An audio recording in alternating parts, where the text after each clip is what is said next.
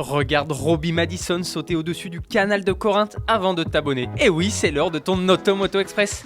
La Bugatti Chiron, c'est du passé. La production de la supercar se limitait à 500 exemplaires. On apprenait fin octobre qu'il restait encore 40 unités à vendre. Ce temps est révolu. Bugatti se targue d'avoir écoulé tous les exemplaires de la Chiron. Il faut encore les produire, hein. Le carnet de commandes est rempli jusqu'en 2024. À quoi faut-il s'attendre maintenant? Depuis quelques mois, Bugatti appartient à Rimac, constructeur croate d'hypercars électriques. Les deux marques vont travailler ensemble pour développer un nouveau modèle. 100% électrique, hybride ou thermique, l'avenir nous le dira. C'est le sujet de la question du jour, la marque Bugatti deviendrait-elle moins désirable si elle devenait 100% électrique? J'attends ta réponse dans les commentaires.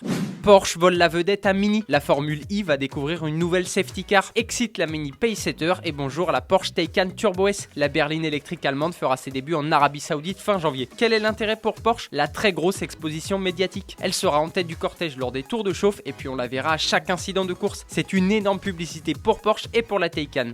Mais que nous réserve Aston Martin? Le 1er février, le constructeur anglais lèvera le voile sur une nouvelle version du DBX. Il s'agira du SUV de luxe le plus puissant. Actuellement, le DBX développe 550 chevaux grâce à un V8 biturbo. Pour nous faire patienter, un petit teaser a été publié. On peut entendre le son de son moteur. Selon des médias britanniques, la puissance de son V8 pourrait dépasser les 600 chevaux. Des rumeurs évoquent même l'arrivée du V12 de la DBS Superleggera sous le capot du DBX. Le SUV anglais deviendrait une bête sauvage. Ce gros bloc développe la bagatelle de 752 chevaux. Réponse le 1er février.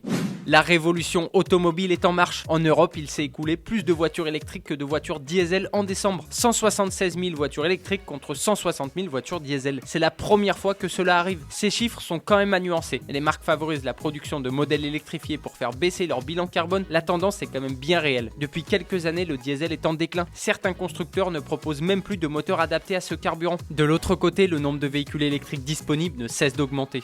Automoto Express, c'est malheureusement déjà terminé. Je te donne rendez-vous demain. Allez, ciao!